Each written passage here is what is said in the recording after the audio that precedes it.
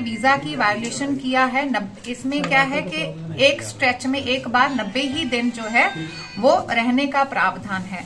तो क्योंकि ये 20 जनवरी 20 से लगातार रह रही थी, जिसमें ये वापस नहीं गई 90 दिन के बाद, तो वीजा की जो टर्म्स हैं उसका वायोलेशन किया है।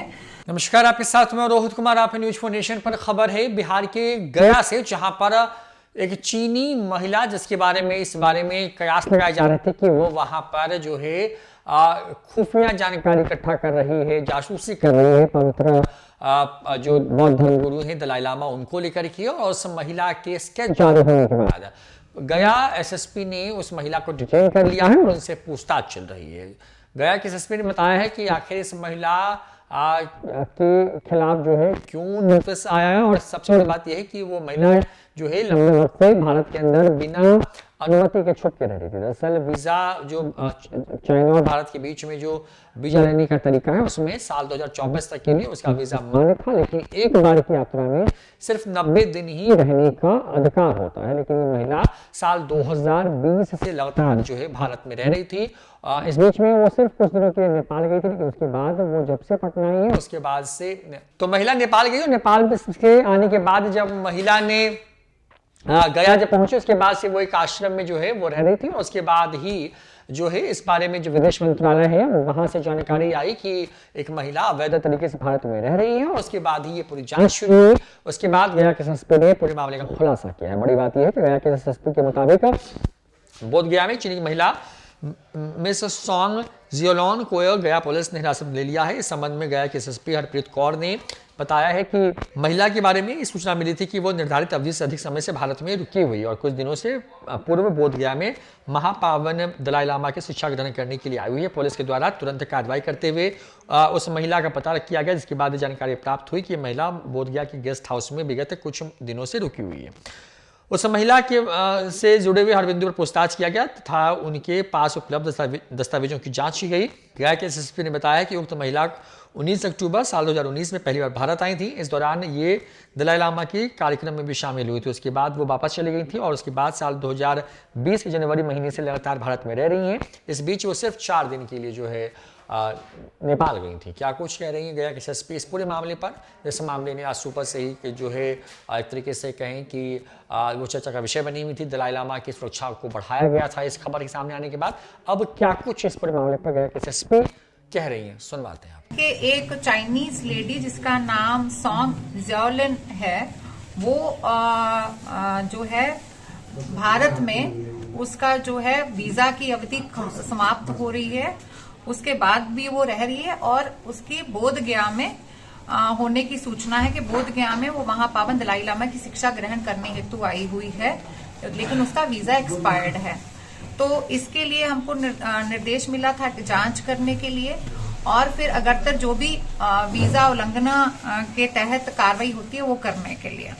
तो इसमें हमने फिर सभी जो है वहां पे होटल्स हैं, मोनेस्ट्रीज हैं, गेस्ट हाउस हैं, वहां पे हमने जांच किया, इस चीज को पता करवाया कि इस नाम की जो महिला है कहाँ रह रही है। तो फिर ये पता चला कि एक महारानी रोड में एक गेस्ट हाउस है। वो वैसे तो वो बंद रखते हैं, लेकिन जब ये टूरिस्ट सीजन होता है जहाँ हिज हॉलीनेस का विजिट होता है, उस टाइम में ये टूरिस्ट के लिए खोलते हैं। तो वहां पे ये महिला रह रही थी, वहां पे ये लोकेट हुई है।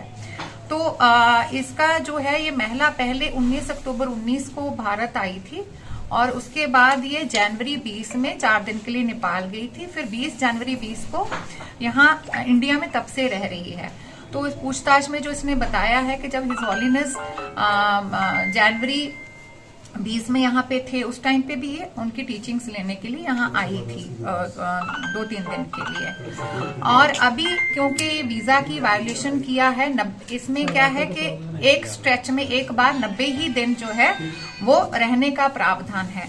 तो क्योंकि ये 20 जनवरी 20 से लगातार रह रही थी, जिसमें ये वापस नहीं गई 90 दिन के बाद, तो वीजा की जो टर्म्स हैं उसका वायोलेशन किया है। तो उसके तहत एफआरआरओ कलकत्ता से इंफॉर्मेशन आई थी, जिसका हमने जांच किया। तो उसके उपरांत जो है हमने कलकत्ता एफआरआरओ से बात किया, तो उन्होंने एक लीव इंडिया नोटिस इशू किया है, जो कि हम इनको सर्व कर रहे हैं, और इनका वीजा इमीडिएटली कैंसिल किया गया है। जो वीजा अदरवाइज 2024 तक रहता है, लेकिन उसमें प्रावधान ये होता है कि एक बार में वो सिर्फ 90 दिन ही रह सकते हैं, जो कि इन्होंने उसका उल्लंघन किया है। तो उसके तहत इनका वीजा कैंसिल किया गया और उनको लीव इंडिया नोटिस इशू किया गया है। इसके उपरांत जो है हम FRRO दिल्ली के साथ बातचीत कर रहे हैं अग्रतर कार्रवाई हेतु। तो अभी इनका जो है जांच किया गया है, हमारी विभिन्न एजेंसीज हैं वो भी पूछताछ की हैं, इनका रूम का भी सर्च हुआ है। तो अभी तक जो है यही चीज सामने आई है, और बाकी अन्य जो जांच है वो हमारी जारी है। अभी तक यही है। ये सूचना थी कि ऐसी बातें आ गई थी कि ये जासूस है, ऐसा कुछ है? ऐसा कुछ भी नहीं था, वो सिर्फ मीडिया का क्रिएशन है। ऐसा ना तो कोई ऑफिशियल वर्जन दिया गया है, ना कोई ऑफिशियल स्टेटमेंट कहीं से निर्गत हुआ है। वो सिर्फ मीडिया की तरफ से ही क्रिएट किया गया है। ऐसा कुछ भी नहीं अभी तक आया है जो मैंने आपको बताया। लेकिन बाकी जो है अभी इसमें जो है पूछताछ जो है हमारी जांच एजेंसीज कर रही हैं। अभी तक जो आया है वो मैंने आपको बताया है। केवल ओवर स्टे का मामला है अभी तक। ओवर जो प्रथम दृष्टि अभी जो मामला है वो ओवर स्टे का मामला है। ये 22 दिसंबर को आई हैं यहाँ पे। कब तक का वीजा था और कब से ओवर स्टे? जो मैंने बताया कि इनका वीजा 2024 तक था, और 20 जनवरी 20 से यहाँ आई हैं। तो 20 जनवरी 20 से 90 दिन तक का इनका वीजा था, क्योंकि ये वापस नहीं गई दोबारा। तो वीजा की टर्म्स का इन्होंने उल्लंघन किया, जिसके चलते ये कार्रवाई हुई है। जो इनसे पूछताछ किया गया है तो इन्होंने यही बताया कि आपने वापस क्यों नहीं गई। तो इन्होंने बताया कि उसके बाद कोरोना आ गया था, जिसके चलते ये धर्मशाला में एक मोनेस्ट्री में रुकी हुई थी तब से। तो धर्मशाला में ही रह रही थी। अभी धर्मशाला से 22 दिसंबर इसी साल अभी 7 दिन पहले यहाँ पे बोध गया में आई हैं। तो इनका कहना है कि हम दलाई लामा जी की टीचिंग्स को सुनने के लिए आए थे।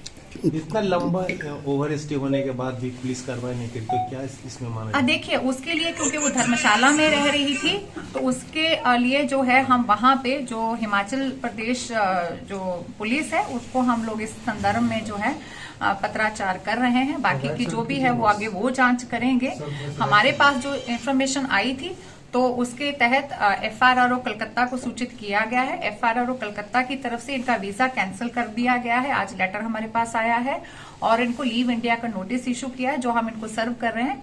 और आगे की कार्रवाई के लिए इनको डिपोर्ट किया जाएगा, जिसके लिए FRRO दिल्ली के साथ हमारी बातचीत हो रही है। तो अभी कहाँ है ये?